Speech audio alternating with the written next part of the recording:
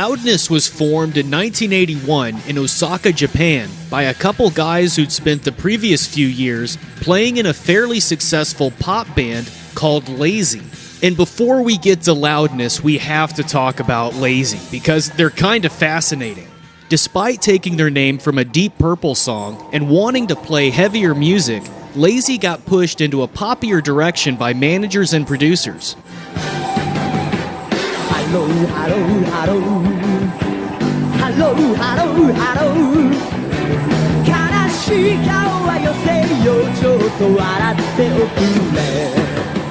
They put out 5 albums between 1978 and 1980, which overall have a very 70s sound that ranges from bubblegummy boy band pop to general light rock and even some disco elements.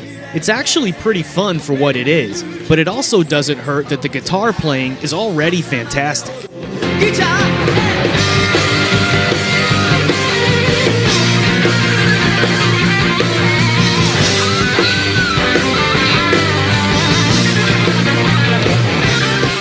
But through all of it, you can literally feel a hard rock band trying to come out, like on their second album, Dream a Dream, with this album cover, when they suddenly throw out Full Count.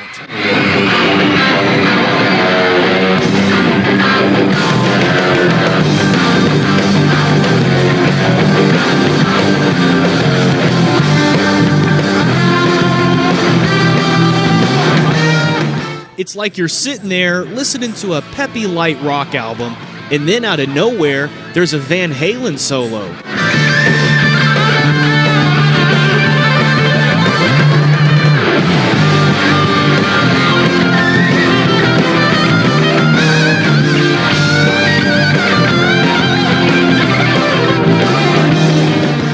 But by their 5th album, Spaceship Earth, Lazy had dropped the pop side almost entirely in exchange for a mix of prog rock and Judas Priest-style aggression.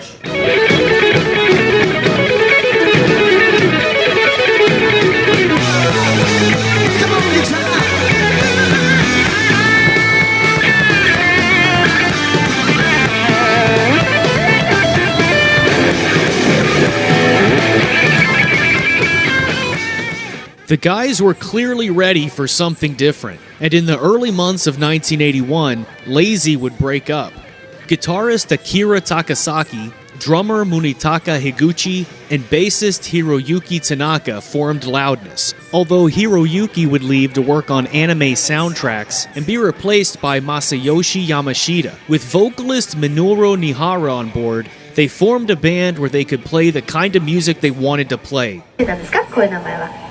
大きい音とか、ケバケバしいとか。ということでやっぱり音はやっぱ大きい。大きいです。めちゃめちゃ大きい。そうです。一番大きいです。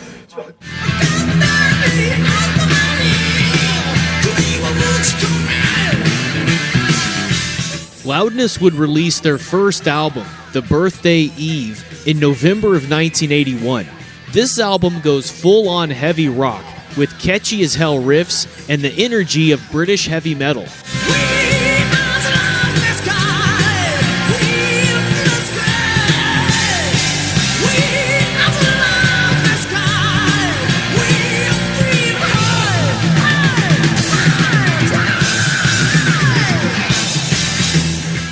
Plus, free from the restrictions of Lazy, we start to get some truly epic Akira Takasaki solos.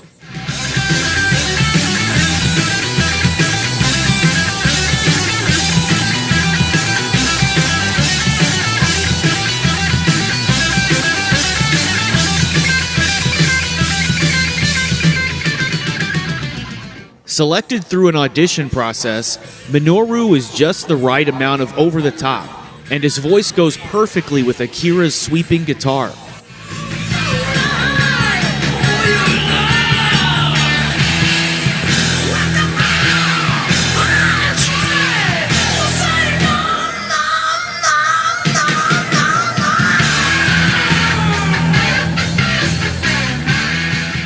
Once again, there's a strong Judas Priest vibe, but also just a Western rock influence in general.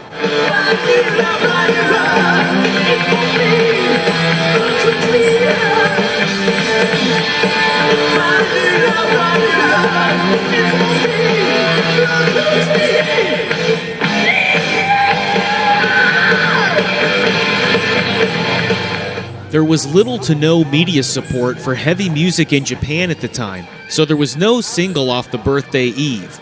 But the album and live Loudness concerts did so well, the band released Burning Love as a single in May of 1982. The second album from Loudness, Devil Soldier, would come out just a couple months later.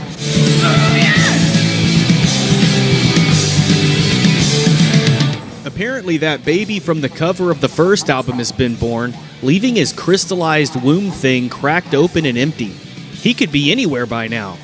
But he's actually only made it as far as the back cover, where he's seen wielding a halberd-type weapon and riding a jaguar. I'm not entirely sure what he's up to, but that is one tough-looking little baby. This album is along the same lines as the first, with a combination of tight, groovy riffs, screamy metal vocals, thick bass, and amazing solos.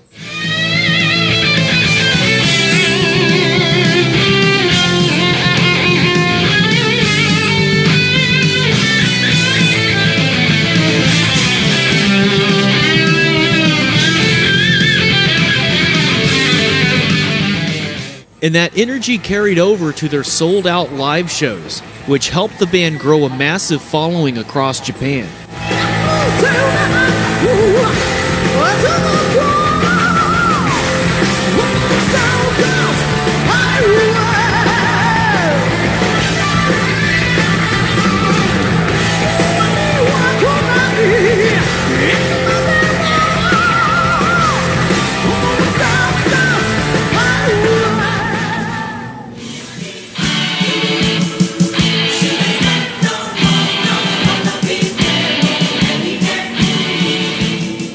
Loudness would release their third album, The Law of Devil's Land, in early 1983.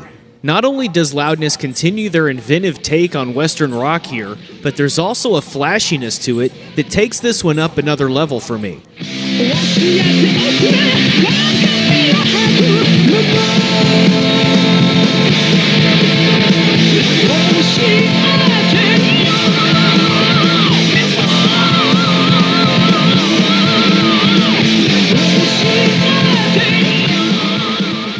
With those insane riffs and Akira's optimistic solos, it feels like a blend of Judas Priest and Iron Maiden, with touches of Van Halen, Queen, and Yngwie Malmsteen.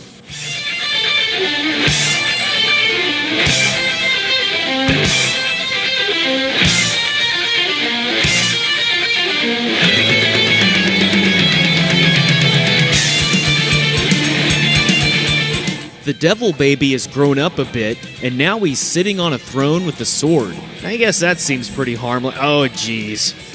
Well, that doesn't look good. Anyway, like previous albums, the singles wouldn't actually be on the album. One single was released at the same time, with Geraldine on the A-side.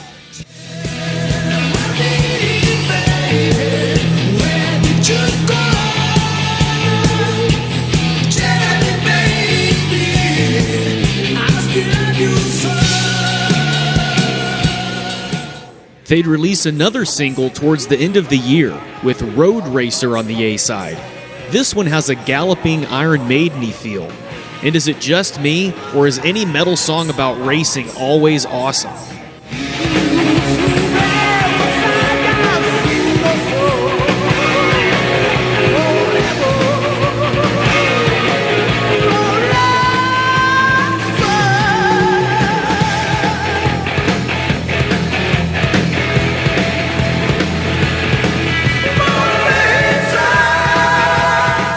After the release of The Law of Devil's Land, Loudness would embark on their first international tour, going through the United States and then Europe. They'd end up staying in Europe to record their fourth album, Disillusion.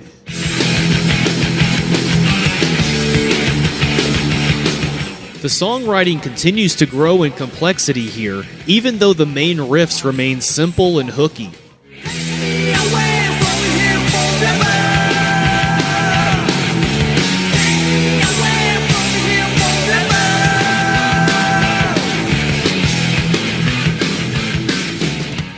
The whole album is really an excellent blend of hard rock styles, from thrash and gut-punch hard rock tracks to the rainbow-esque single Milky Way.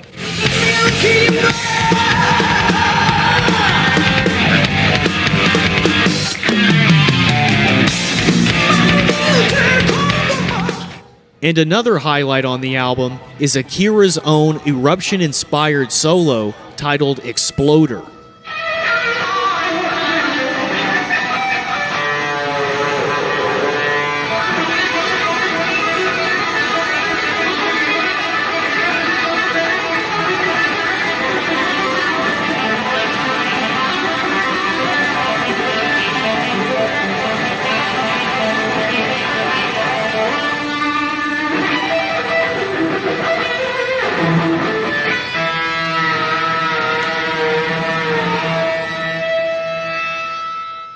With growing attention from the States, Loudness would re-record the vocals for an English version of Disillusion to appeal more to Western audiences, which seems kinda weird since a lot of the lyrics on the original version were in English anyway. But aside from the vocals, the only major difference between the two is the opening track included on the English version, a sort of classically themed instrumental.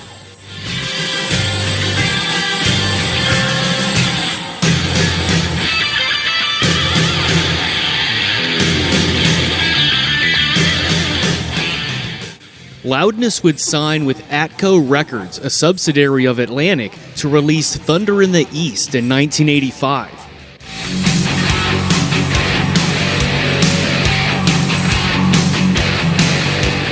Produced by Max Norman, this album was a full attack on the Western market. Nowadays, it doesn't seem like it's a big deal, but in those days, you know, trying to break into America, which was the whole point, you know, that was really kind of a struggle. Mickey spoke the best English out of all of them, being a singer, but even his English was not very good, and so it was kind of difficult. But despite any language barrier concerns, the album was a success, largely due to the single Crazy Nights, which was showcased on MTV.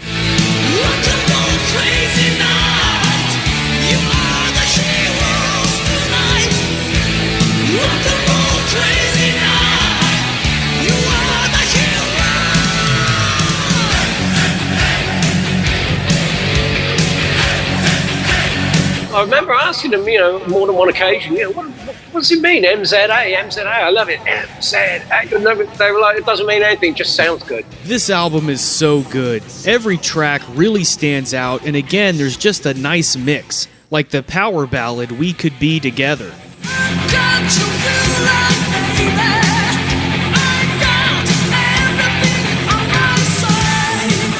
The video sees a girl in the audience awkwardly flirting with Minoru, so he awkwardly flirts back.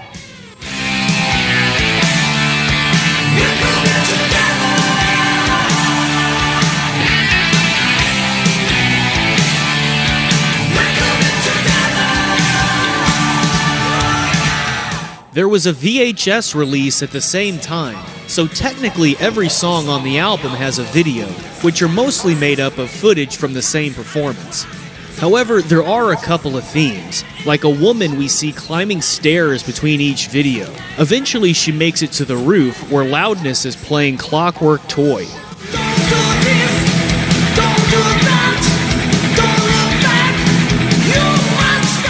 I freaking love the bridge on this track. It's easily one of my favorite parts on the album. Don't try to tell me your fantasy.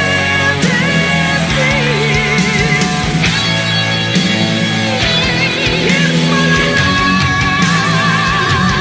life. You try to tell me what's right for me. Turn the knife, twist the key. There's also a track that sounds like it came straight off a Manowar album. The video for Heavy Chains has the woman back to her old tricks climbing stairs again. She makes it up to a terrifying room where some creepy mannequin versions of the band are just hanging out. She moves to a gated area and closes the door, which is probably a good idea because the mannequins suddenly come to life. Just like a knife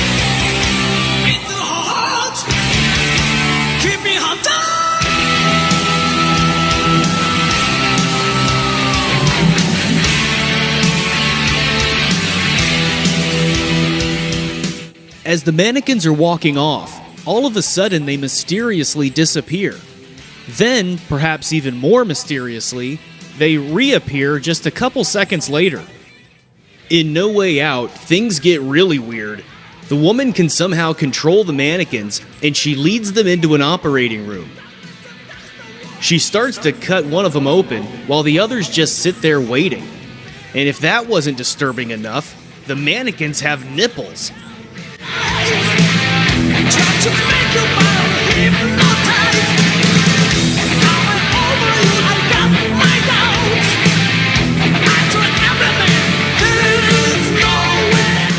Finally, just to add a little extra fuel to my nightmares, she hosts a dinner party for the mannequins in the closing track, Never Change Your Mind.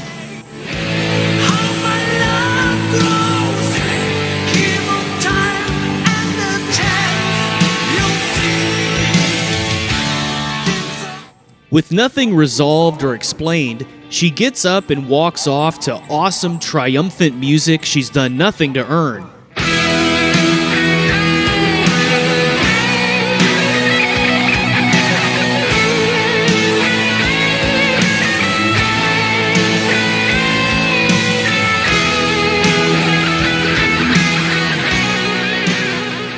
After an initial release in Japan under the title Shadows of War, Loudness would release their 6th album in the States as Lightning Strikes, with a different track order. The US version starts off with the very LA-sounding single, Let It Go.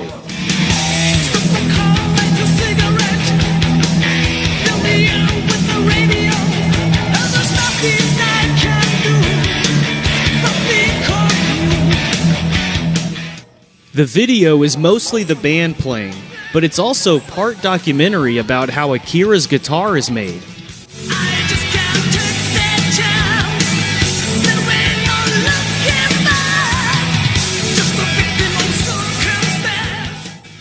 Apparently, this guitar has magical powers, though, because it suddenly flies off and teleports the band back to Japan for a very special cameo.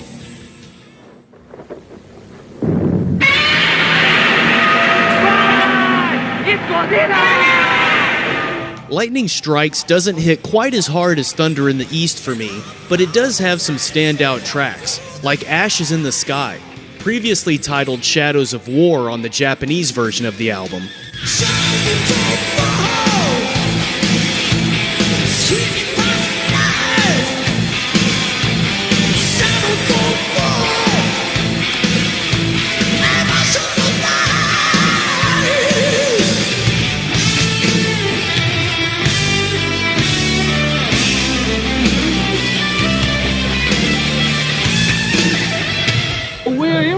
By Deep Purple, and this guitar player Akira is influenced by Richie Blackmore a lot.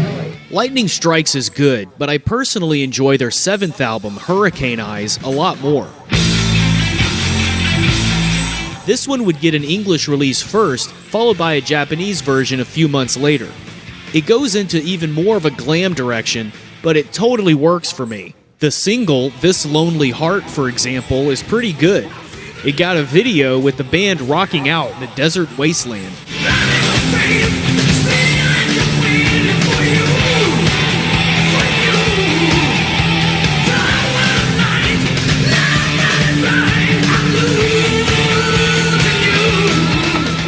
There are also some ladies wandering around, and I can only assume they're lost in the desert looking for the concert. Yes, they're dressed like it's the post-apocalypse, but that's also just how people dressed in the 80s.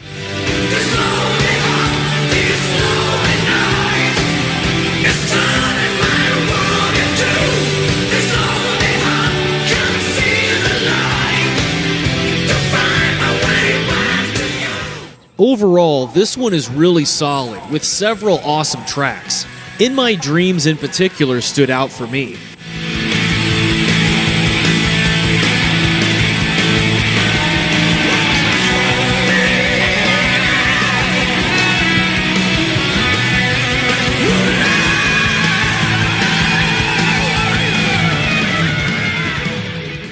The album closer, So Lonely, is a reworking of the album closer from Disillusion, Aries' Lament, and it's just as awesome here as it was before.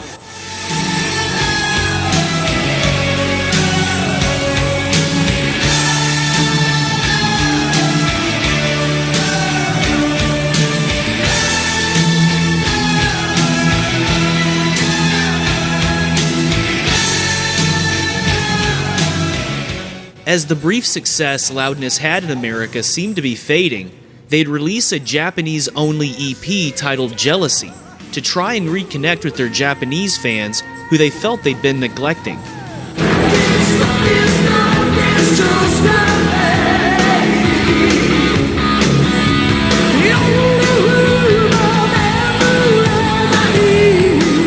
But the Western market was still apparently a priority, and following the release of the Jealousy EP, the decision would be made to replace Minoru with Mike Viscera.